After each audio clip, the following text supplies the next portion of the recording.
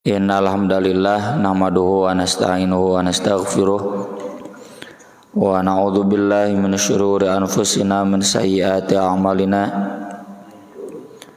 Asyhadu an la ilaha illallah wahdahu la syarikalah wa asyhadu anna Muhammadan abduhu wa rasuluhu alladzi la nabiyya wa la rasula ba'dah. Sallallahu wasallam alaihi wa ala alihi wa sahbihi wa man tabi'ahum bi ihsan, amma ba'd. Halaman 379 nomor 869.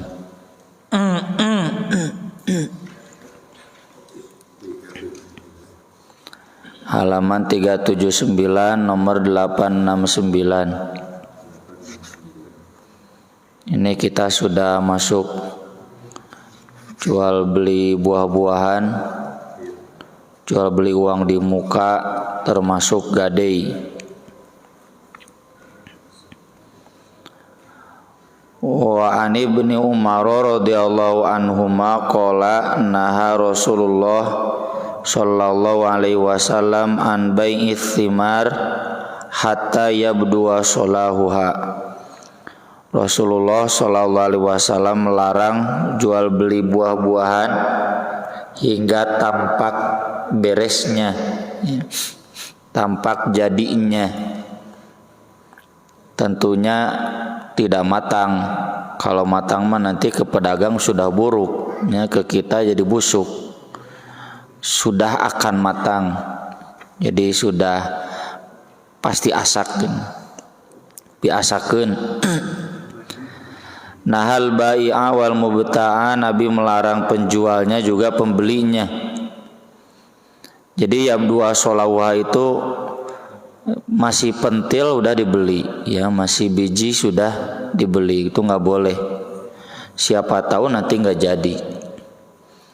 Wa fi riwayatin, dalam riwayat lain, wa kana idza su'ila an solaiha, Nabi kalau ditanya bagaimana selamatnya buah itu, matangnya buah itu, beres ya, arti asal sholatnya beresnya, baiknya buah itu, Nabi menjawab hatta tadhhaba ahatuha, hingga hilang cacatnya. Jadi kemungkinan diserang hama atau apapun, ya, terkena pergantian musim lalu jadi membusuk, ya. Ini kalau udah matang kan kuat, kayak manusia aja, anak kecil kan babarian diriwit. Kalau kita kan udah dewasa diriwit oke. Tidak terlalu kan, ya. Kalau anak sudah stabil fisiknya, tidak terlalu mudah sakit. Dalam hadis Anas bin Malik radhiyallahu anhu, anna Nabiyya sallallahu alaihi wasallam naha an bai'its thimar hatta tuzhiya, melarang jual beli buah-buahan hingga tuzhiya. Tuzhiya itu kelihatan baiknya. Qila wa mazahhuha, kata Nabi, tahmaru, memerah, wa tasfaru, atau menguning. Ya, tergantung buahnya, ya. Kalau buahnya buah mangga, ya berarti menghijau, ya. Buah pepaya menguning, memerah. Buah pisang, kuma pisangna menguning, ya. Jadi ada perubahan warna dari yang asalnya belum matang menuju matang. Kemudian dalam hadis yang lain berikutnya, anna Nabiyya sallallahu alaihi wasallam naha an bai'il inab hatta yaswadda. Nah, ini melarang jual beli anggur hingga menghitam. Tapi anggur hitam, ya, anggur merah mah yang memerah berarti. Jadi tadi memerah menguning itu bukan satu-satunya patokan. Wa an bai'il habbi hatta yastadda, dan jual beli biji-bijian hingga berisi, ya, stada itu berbobot, ngesi. Kemudian dari Jabir bin Abdullah radhiyallahu anhu, qala Rasulullah sallallahu alaihi wasallam lau bi'ta min akhika thamaron, seandainya kamu menjual kepada saudaramu buah-buahan, fa asobathu jaihah, buah-buahan itu belum matang, lalu tertimpa hama, ya, gagal panen, fala yahillu laka an takhudha minhu syai'an, tidak halal bagimu mengambil sedikit pun dari pembeli itu. Kalau saya petani yang menjual buah-buahan ke si A sebelum matang, lalu ternyata gagal panen, saya nggak halal mengambil apapun dari si A. Meski uang itu sudah saya terima, uang itu uang yang nggak halal, uang haram. Bima ta'khudhu mala akhika bighairi haqqin, dengan alasan apa kamu mengambil harta saudaramu dengan tidak hak? Jadi kalau saya ambil uangnya biasa, duit kisah ayam sok dipakai, sok pakai, ternyata gagal panen, uangnya sudah habis, ya. Itu berarti saya mengambil harta saudara saya sesama muslim dengan tidak hak alias batil. Maka dari itu dalam riwayat lain, anna Nabiya sallallahu alaihi wasallam amara bi wad'il jawaih, Nabi sallallahu alaihi wasallam memerintahkan menunda semua yang gagal panen. Jadi yang gagal panen itu jangan dihitung sudah terjadi jual beli. Petani masih punya utang kepada pembeli, ya, karena dia belum menjual apapun.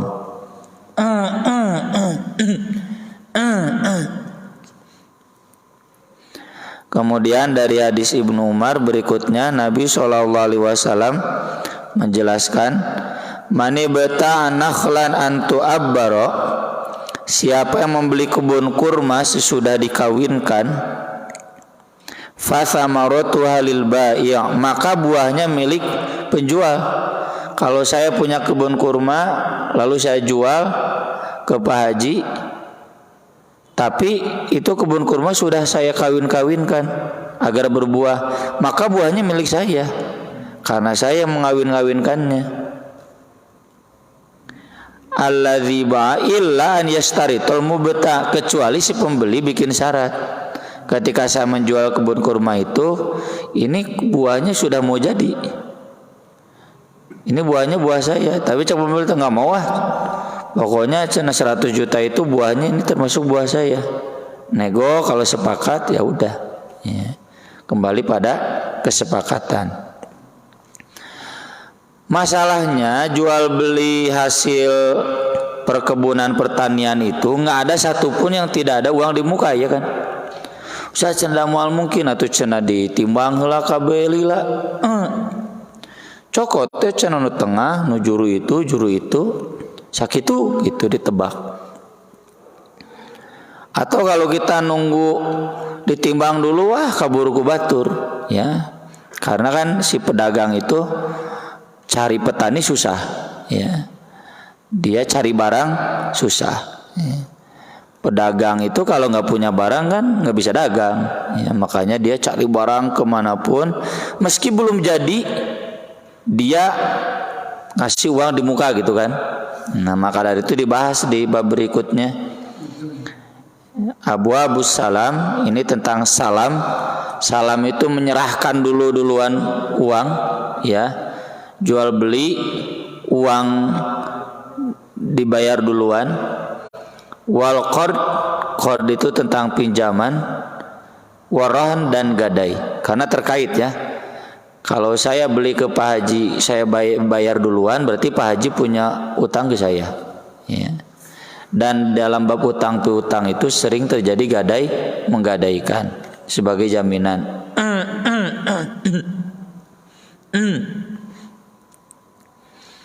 Nah ternyata Nabi SAW membenarkannya. An Ibnu Abbasin radhiyallahu anhuma qala qadiman Nabi SAW al-Madinah. Nabi SAW datang ke Madinah. Wa hum yuslifuna fis thimar as-sanah was-sanatain. Dan mereka biasa salaf, ya, salaf itu kan duluan. membayar di muka buah-buahan untuk 1 tahun bahkan sampai 2 tahun. Umumnya kebun kurma itu panennya setahun sekali. Ada juga yang setahun 2 kali. Jadi kalau 2 tahun berarti 2 kali panen atau 4 kali panen, antara 2 sampai 4 kali panen. Maka ketika Nabi mengetahui hal itu, beliau memberikan rukhsah, keringanan. Man aslafa fi thamarin, siapa yang bayar duluan dalam buah-buahan, fal yuslif, maka hendaklah dia membayar di muka, fi kailin ma'lum, dalam takaran yang jelas. Takaran itu liter, kiloliter harus jelas. Wa waznin ma'lum, timbangan yang jelas. Sabaraha kilo, sabaraha kintal, sabaraha ton. Ila ajali ma'lum, atau sampai batas waktu yang jelas. Jadi boleh tidak beli buah-buahan uangnya duluan, boleh. Contoh, kalau saya beli ke Pak Haji, saya pedagang Pak Haji, misalkan pedagang petani pisang, saya beli pisang Pak Haji untuk masa 2 tahun seharga 20 juta untuk hitungan 2 ton misalkan. Jadi kalau Pak Haji belum ngasih hasil panen ke saya sampai 2 ton masih berutang, meskipun sudah lewat 2 tahun. Kalau yang batas waktu itu modelnya sewa, ya, jadi dihitung menyewa. Nah itu boleh. Yang nggak boleh itu yang tadi. Pokok nama ini hasil panen ini saya beli 10 juta. Berapa saya nawe? Dek 10 kintal, 20 kintal. Nah itu gambling itu. Gambling itu goror itu haram, ya. Kalau saya bayar uang di muka jelas, kamu beli motor, beli mobil mah jelas kan. Uang dulu kan beli Toyota Genix Station. Mobilnya canai tapi kan jelas speknya. Yang saya minta yang warnanya hitam misalkan, yang tipenya ini. Nah, kalau datang kan sesuai spek, silakan. Atau jual beli online kan, ada bayar dulu, ada bayar uang di ketika pengantaran. Nah yang bayar uang dulu boleh. Atau bapak mau umroh mau haji, panti aja nah tiket nanti harus dipesankan. Boleh asal jelas. Ya. Yang sering bikin tidak jelas itu dari maskapainya. Ketika tidak jadi berangkat gara-gara gunung meletus, tara dipulangkan. Ya. Sok dimasukkan karena deposit manehna buat beli tiket lagi. Jadi orang tadi dipaksa kudu ini tuh. Nah itu sebetulnya dolim. Dalam riwayat lain man aslafa fi syai'in, bukan hanya dalam buah-buahan saja, apapun boleh. Apa istilahnya itu? Lain inden mah pesannya. Ya. Atau memang ya inden ya, uang dulu di muka nanti barang menyusul. Beli dulu di muka. Kemudian Abdurrahman bin Abza dan Abdullah bin Abi Aufa berkata, kunna nusibul maghanima ma Rasulillah sallallahu alaihi wasallam. Kami memperoleh ghanimah bersama Rasulullah sallallahu alaihi wasallam. Harta yang diperoleh sebagai hasil perang, ya, bagi hasil perang. Bukan harta rampasan, hasil perang. Kan kalah, kalau kalah musuh otomatis hartanya jadi milik kita yang menang. Wa kana yatina anbatun min anbatis Syam. Datang kepada kami para petani dari petani Syam, ya. Fanuslifum fil hintah wasyair wazzabib wazzait, ya. Wazzabib, ya, bukan zabib, zabib kurma. Lalu kami bayar di muka kepada mereka untuk gandum hintoh, untuk gandum syair, untuk anggur. Ya, dalam riwayat wazzait termasuk buat minyak. Jadi kalau ada para petani itu sahabat yang sudah punya uang banyak dari ghanimah, suka dipakai membeli makanan pokok, ya gandum atau anggur atau kurma untuk jangka waktu beberapa lama, ila ajali musamma, sampai waktu yang ditentukan. Kila akana lau zarun, ditanyakan apakah para petani itu punya lahan pertaniannya atau bandar unggul. Pernah ya bandar nggak punya lahan pertanian. Qala ma kunna nas'aluhum dzalik, kami tidak menanyakan itu kepada mereka. Jadi artinya boleh kita membeli tidak langsung dari petani tapi dari bandar, asal bandar itu bukan calo yang merugikan petani. Sudah kita bahas, kalau calo itu merugikan petani maka itu haram praktik percaloannya. Kalau calo itu sebagai bandar, menampung dan menjual apa adanya sesuai harga pasar, maka itu mau membantu, ya. Contoh misalkan di daerah Cilawu peternak susu, ya, sapi perah itu satu hari itu satu sapi itu kan sampai 3 ember. So kalau menurut bandar ngejual ke mana? Kudu indit ke Garut, ya. Kudu indit ke Bandung, wah keburu hasil, ya. Maka itu ditampung di bandar. Nanti dari bandar di kayak KPBS, ya, di Pangalengan, Bandung Selatan, diolah dulu atau dijual ke satu pabrik tertentu gitu. Pengepul lah, nah, istilah lainnya. Itu boleh. Yang nggak boleh itu calo, di mana petani nggak punya harga tawar. Petani ingin menjual 1 juta 1 kilo, 1 juta 1 kintal, cek calo tadi 500.000. Ku calon dijual 2 juta. Nah itu dolim itu. Ya, jadi calo ikut bermain dalam harga. Jika calo tiket Persib lah itu mah, ya. Orang yang lajo Persib betangkalinya sebeak dicalo lo bahargana nikal 2 kali lipat, tah eta mah calo dolim, ya. Paingan eleh wae saya menang. Tuh, jadi kesimpulannya boleh jual beli uang di muka. Hadis berikutnya ini tentang pinjam meminjam. Abu Hurairah radhiyallahu anhu Nabi sallallahu alaihi wasallam maqal, man akhadha amwalan nas, siapa yang mengambil harta orang lain, maksudnya meminjamnya, yuridu adaaha, yang dia sudah berniat untuk menunaikannya, untuk melunasinya, adallahu anhu, maka Allah pasti bisa menjadikan dia melunasinya. Nah ini yang saya sering tegur orang tua santri, baru juga datang minta keringanan, jadi geus teu boga niat dek mayar. Salah itu. Jadi baru datang sudah tangan di bawah. Tangan di bawah berkah enggak? Enggak berkah, tak mau berkah ilmu. Saya sering kasih tahu usia, ibu, bapak, ibu sok masuk, jangan bilang minta keringanan. Geus teu niat mayar lunas. Bismillah. Dalamnya benar telunas, tidak mampu, kami pun tidak akan membebani. Tapi kalau belum apa-apa minta keringanan, kalau nggak ada keringanan nggak jadi daftarnya jigwe kaditu gitu.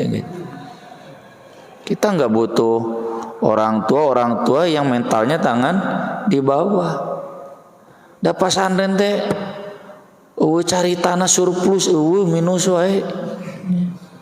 Mungkin itu besar yang besar, ya, yang bisa bermain di harga, ya. Kalau pesantren kecil mana mungkin harga real, yang sekolah negeri gak mahal kena sekolah negeri. Nah itu, jadi jangan ada. Ini termasuk buat bapak-bapak, mohon maaf kalau ada numboga kene hutang, itu berarti salah niat baheula keur nginjeumna. Nah semayar. Wa man akhadha yuridu itlafa atlafahu Allah taala. Siapa yang meminjamnya karena ingin menghabiskannya, maka Allah akan menghabiskan dia. Hati-hati nih.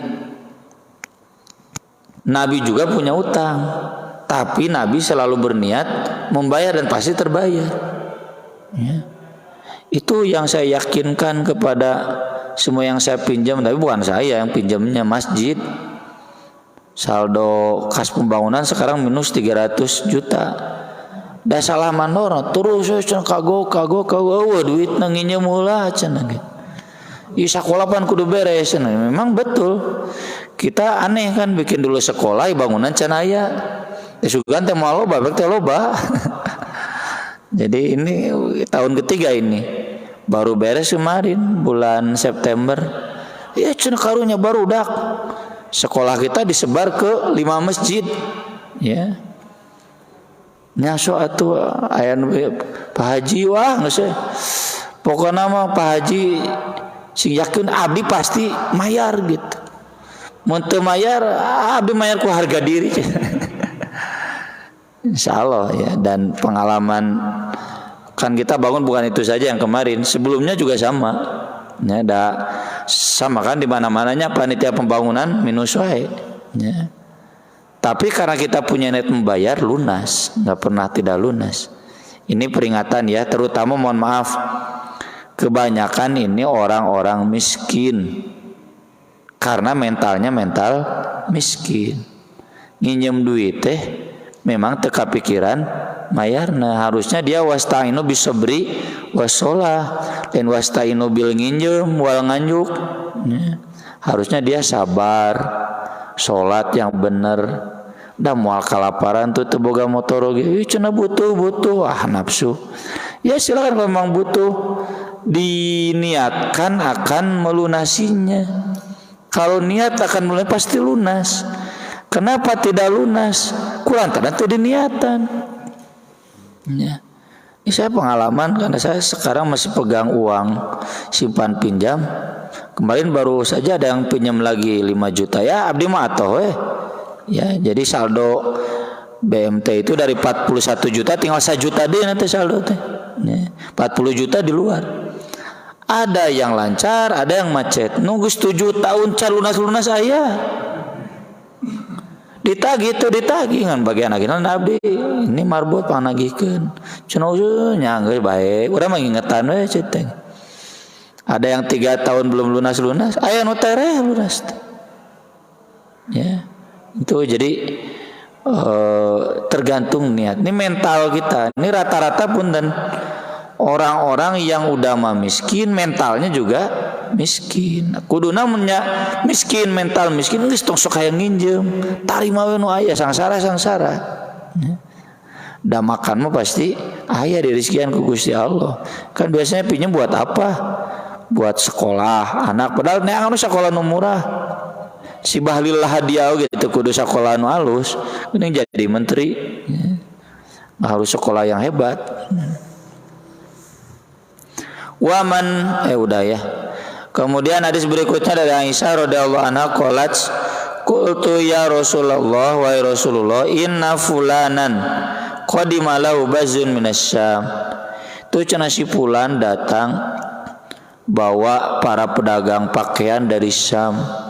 Falau ba'atha ilaih atuh cenah Nabi cenah utus seseorang ke sana fa akhadta min utsaubaini lalu anda nganjuk 2 pakaian buat aku cek Aisyah juga ibu-ibu kan barang pakai mun bapak-bapak barang dahar pan gitu ibu-ibu mah barang pakai teu kaup aya barang nu anyar hayang kieu we gawena teh nya ningalian Lazada jeung Shopee komo tereh lebaran. Aisyah juga ibu-ibu tuh cenah ada yang baru datang dari Syam itu kan Suriah ya Palestina. Dulu Syam itu Turki kalau sekarang. Itu wilayah Turki Romawi Timur. Baru datang dari Syam bawa banyak baju bagus menganjuk cenah 2 tuh. Nasi'atan ila maisarah nanti diangsur sampai mudah. Nya Nabi ta ini suami yang baik itu mun pamajikan boga kahayangan lain disentak tedunan mangga cenah cek Nabi teh. Tadi ceramahan dasar gila dunia tong diceramahan. Bapak-bapak masuk main ceramahannya gila dunia cenah. Fa ba'atha ilaihi, maka Nabi menyuruh, entah menyuruh siapa, entah Ibnu Mas'ud, entah Anas bin Malik, muridnya ke Anas, sana tolong panganjukeun cenah baju 2 buat Aisyah. Famtana'a, tapi orang itu menolaknya. Dalam Nabi manu nyamburkeun pasti dikasih. Tapi karena yang datangnya bukan Nabi, dan kenapa enggak Nabi langsung? Nyabisi kapaksa ngasih, kan kalau orang kepaksa ngasih nggak akan berkah. Ya. Jadi kalau ada apapun sebaiknya jangan yang sekiranya orang itu aduh yang mau minta nah ustadz jadi kepaksa mal berkah. Ini menunjukkan boleh membeli di anjuk boleh. Dan ini Nabi mengamalkan, berarti sunnah Nabi Pak nganjuk teh. Ini juga menggambarkan bahwa Nabi tidak jadi nganjuk gara-gara ditolak. Wah, tuh barang barunya, barang new arrival, pasti banyak yang beli. Yo nganjuknya moal atuh moal daekeun pedagang. Naon cenah nganjuk? Ya kalau banu meuli kieu gitu. Nabi memahami, enggak akan maksa. Nabi mau didalilan. Dasar haji pedit moal. Kemudian berikutnya ini masalah gadai ini kudu ditelak-telak ya gadai.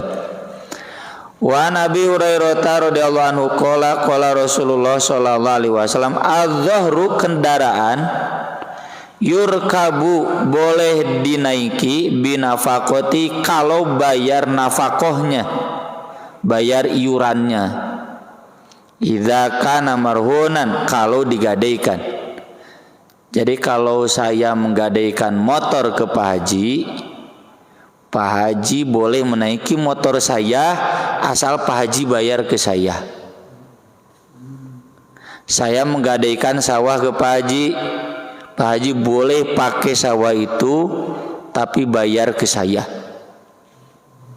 Kenapa? Karena sawah itu milik saya. Kalau Pak Haji pakai sawah itu dan tidak bayar ke saya berarti riba. Karena saya harus bayar utang plus sawah dipakai taeta riba. Karena saya tetap bayar utang ke Pak Haji plus motor dipakai ke Pak Haji. Itu riba itu. Di BUMN sebelah sana Cilaharewos. Wah langsung rame.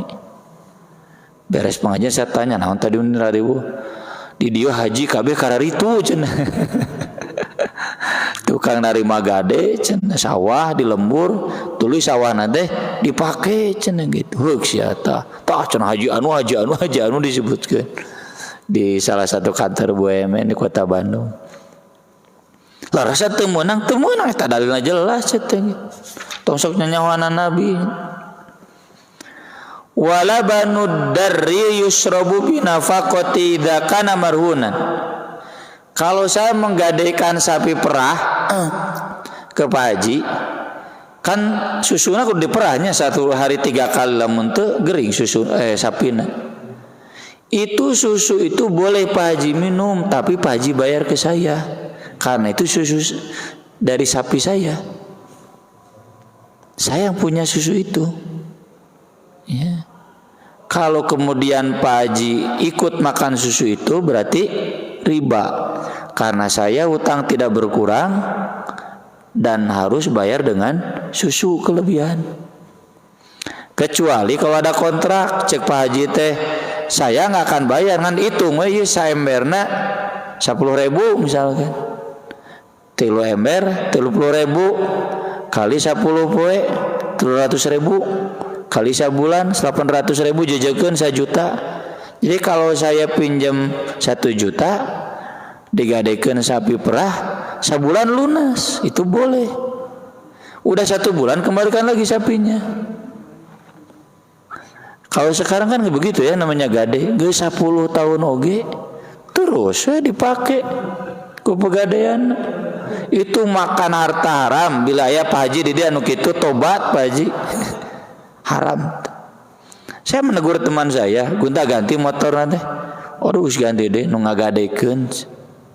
Apaleun saya aya duit leuwih sok merenginya ngagade akang bayar teu ieu numpak motor ieu henteu kudu bayar rental mayar bensinna we cenah jeung servisna tah bensinna mah nya da dipake ku akang servisna mah kewajiban itu kecuali mau dihitung bener karena kita bayar servisnya maka itu dihitung biaya sewa motor. Silakan.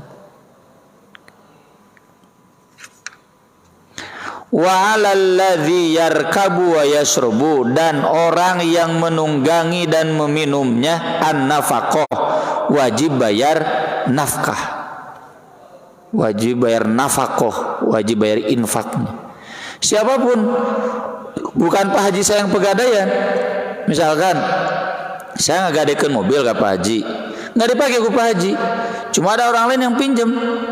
Pak Haji harus kasih tahu ini mobil gade, mobil nu Ustad, kalau mau pakai silakan bayar nafkahnya. Candek nginjem aja, silakan kalau karena saya tidak sedang berutang ke dia. Tapi kalau Pak Haji nginjem dan saya sedang ada di bawah, ada hubungan berutang, nggak boleh. Ya, itu nanti masuknya riba. Hadis berikutnya masih dari Abu Hurairah, Rasulullah SAW bersabda, la yaghlaqur rahnu min sohibil ladzi rohanahu. Praktik gadai tidak memutuskan dari pemiliknya yang menggadaikannya. Ya kalau saya tadi menggadaikan motor, motor itu motor saya, tidak putus hanya karena gadai sehingga Bapak boleh memakainya seenaknya tanpa seizin saya, nggak boleh. Pamangnya lahuhun muhu wa alai gurmuhu, keuntungannya milik dia. Jadi kalau saya menggadaikan mobil, mobil itu direntalkan, itu hasil rentalnya milik saya. Walau gurmu, dan kerugiannya juga milik dia. Kalau mobil itu rusak karena tidak diservis, maka saya tanggung jawab servisnya, bukan Pak Haji. Ya nanti disambung pada Isa. Aku qouli hadza wa astaghfirullah li wa lakum. Subhanallah wa bihamdi, subhanallahil azim, wa sholatu wassalamu ala Rasulillah. Wassalamualaikum warahmatullahi wabarakatuh. Saya buka sesi tanya jawab. Pak Haji. Terkait dengan gadai Ustaz, bahwa itu punya hak. Katakan kalau saya menggadaikan sawah, apakah boleh saya tetap kasih sawah itu sementara itu statusnya saya gadaikan, atau kalau saya menggadaikan kendaraan, bolehkah saya menggadaikan kendaraan itu maka statusnya kendaraan menggadaikan? Tadi sudah dijelaskan, gadai itu tidak memutus hak milik. Maka sudah tepat yang kita praktekkan hari ini. Kalau menggadaikan mobil, cukup BPKB-nya, mobilnya pakai, sangat berhak. Kalau nggak begitu, dari mana nanti bisa bayar utang? Kalau sawahnya digadai lalu ditahan, tidak boleh digarap oleh petani itu, nanti petani itu dia punya penghasilan dari mana? Jadi kita sebagai yang menerima gadai harus begitu. Sok silakan pakai suratnya saja ke sini. Surat akta sertifikat tanah, BPKB mobil, BPKB motor, surat kepemilikan emas misalnya. Itunya saja. Atau sekarang kan zamannya surat resmi ya, surat perjanjian utang piutang gitu. Itu saja cukup. Sedangkan barangnya itu hanya sebagai jaminan saja bahwa orang ini punya kelayakan untuk meminjam sekian karena dia punya barang yang bisa dijual. Contoh kalau ada orang miskin pinjam ke kita 100 juta, kan kurang yang mau diberi di mana mayarna. Tapi dengan adanya gadai itu kita bisa tahu, oh dia mampu bayar karena rumahnya itu seharga 200 juta bisa dijual gitu. Di gadai itu kesanggupan kalau tidak bisa bayar utang, siap menjual barang yang digadaikan. Dan sebagaimana sudah saya singgung, Tidak boleh kalau saya yang menerima gadai, ketika bapak tidak bisa bayar, gagal bayar, lalu barang itu saya jual atau saya ambil alih, nggak boleh. Itu sama dengan merampas. Barang itu dijual atas sepersetujuan yang menggadaikan, karena barang itu milik yang menggadaikan. Jadi kalau saya menerima gadai, saya menjual barang gadai itu sepersetujuan bapak yang menggadaikan. Setuju tidak? Kalau setuju, maka barang itu dijual dan hasil penjualannya dipakai untuk menutup utang. Kalau kurang masih berutang, kalau lebih harus dikembalikan. Itu tidak otomatis. Ya, begitu gadai itu. Yang lain, mangga. Saya belum paham tentang gadai yang dimaksud dalam pembahasan ini. Apakah ada aturan tenggat waktu, apakah ada pengembalian yang lebih ketika barang diambil? Tenggat waktu sesuai kesepakatan. Lebih tidak boleh. Kalau ada lebih berarti riba. Karena setiap kelebihan dari pinjaman itu masuknya riba. Kalau tenggat waktu 1 tahun lalu tidak terbayar 1 tahun, fanadhiratun ila maisarah, tambah lagi waktunya sampai dia mampu bayar. Begitu. Jadi gadai yang kita pakai di sini adalah gadai meminjam dengan jaminan gitu ya. Iya. Seperti gadai konvensional. Iya. Meminjam uang dengan jaminan. Iya, agunan. Enggak.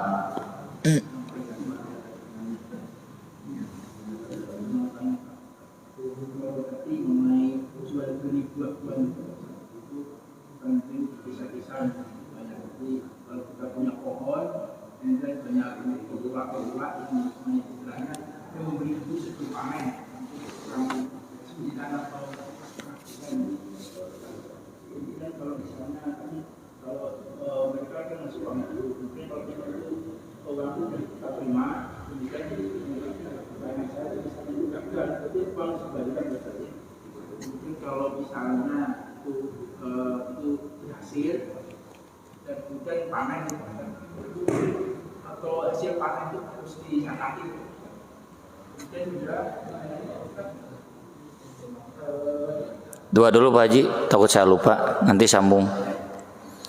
Yang pertama, kalau Pak Haji terima uang sebelum panen, lalu Pak Haji gagal panen, maka uang itu harus dikembalikan atau Pak Haji utang, ya, utang kepada si tengkulak itu.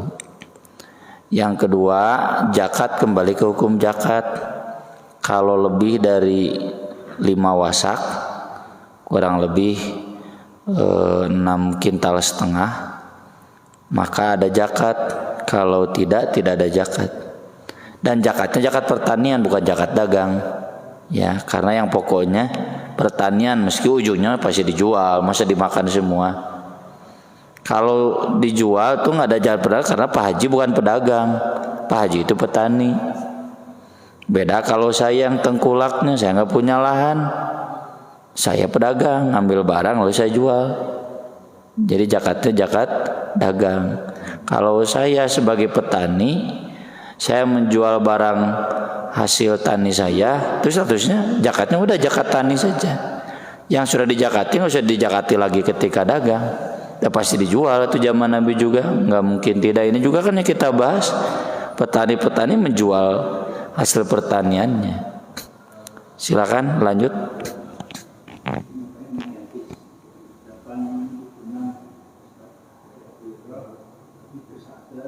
Barang siapa mengambil atau orang dengan kemauan ingin mengembalikannya, Allah akan memberikan pertolongan padanya dapat mengembalikannya. Tapi barang siapa mengambil dengan niat mengambilkannya, Allah akan membinasakan. Yang dilaksanakan itu di sini membinasakan maksudnya itu di dunia atau di akhirat, atau misalnya kalau terjadi Dunia akhirat, Allah yang maha berkuasa. Ya.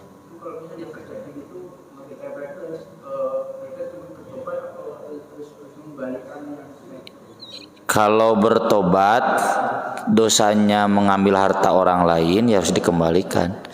Jangankan dia niat menghabiskan, tidak niat menghabiskan pun, niat bayar tapi belum bayar keburu mati, utang itu ya dosa, tetap harus dibayar. Ya, apalagi kalau dia niat untuk merampas, bawa kabur, lo tobat, ya harus dikembalikan. Yang tidak niat jahat saja wajib dikembalikan, apalagi yang punya niat jahat lalu tobat. Ya. Mengakan rezeki. Ustaz, yang terkait tentang dana itu yang ada kelebihan itu, bagaimana seandainya jika kalau misalkan kendaraan ya, menggadaikan kendaraan, si pemilik kendaraan itu yang membolehkan, misalkan saya menggadaikan mobil ke Ustaz, silakan Ustaz kalau mau dipakai pakai aja misalkan. Terus apakah itu berlaku dengan pinjaman uang juga? Ya, saya pinjam ke seseorang, kesimpulan misalkan, terus pas bayar saya lebihin. Ya, karena konteksnya itu pinjam meminjam dan belum lunas. Ya, kalau yang tadi Kang Rizky tanyakan itu udah lunas, ada kelebihannya ikhlas, jadi sudah nggak ada hutang piutang hakikatnya. Nah ini selamat. Tapi kalau ini mah posisinya masih pinjam meminjam, masih atas bawah. Ya, jadi tidak murni memberi, tapi karena posisi di bawah saja sedang berutang, begitu. Maka dari itu nanti di hadis berikutnya, kullu qardin jarra manfaatan fahuwa riban. Setiap kelebihan yang ditarik dari pinjaman itu adalah riba. Kalau yang tadi Kang Rizky tanyakan itu sudah beres hakikatnya. Ya, sudah beres utang piutangnya, lalu ini mau ngasih, ini itu udah beres, udah nggak ada keterkaitan utang piutang, silakan. Kalau masih ada keterkaitan utang piutang nggak boleh. Seperti mahasiswa yang mau ngasih ke saya, statusnya masih bimbingan saya anggap pasti tolak. Mendek merengke geus beres, geus lulus, geus beunghar cita. Tong mere leutik sing gede. Saya udah nggak ada hubungan lagi, itu asli. Kalau bapak ngasih ke pejabat, nyemeureun keur ngajabat, cing geus beres teh pejabat mere moal. Nah, kalau ngasih sudah tidak jadi pejabat, itu asli ngasih hibah. Kalau ngasih ke seseorang masih jadi pejabat, itu bukan ngasih hibah, itu mah ada unsur sogoknya, ya, gratifikasi. Mangga Pak Haji.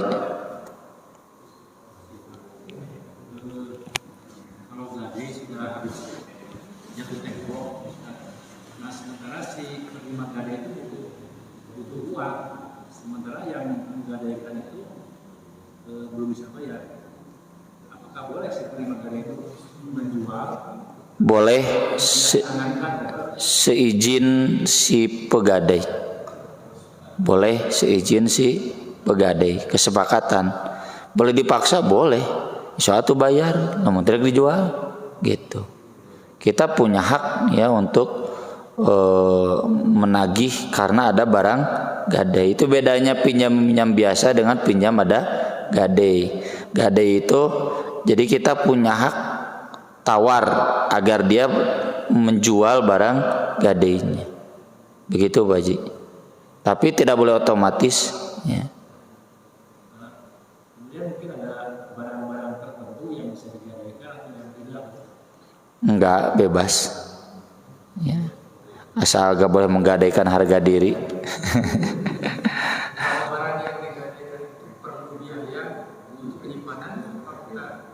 Iya, yang tadi itu lahu gunmuhu walahu gurmuhu. Kalau barang itu menghasilkan keuntungan, tanggung jawab si yang menggadaikan. Bukan tanggung jawab, hak si yang menggadaikan.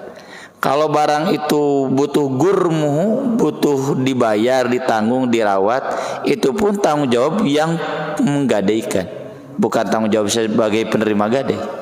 Ya, lahu gunmuhu walahu gurmuhu. Ada lagi? Cukup? Ya, baik, terima kasih. Mudah-mudahan bermanfaat. Aku qouli hadza wa astaghfirullah li wa lakum. Subhanakallahumma bihamdik asyhadu an la ilaha illa anta astaghfiruka wa atubu ilaik. Wassalatu wassalamu ala Rasulillah. Wassalamualaikum warahmatullahi wabarakatuh.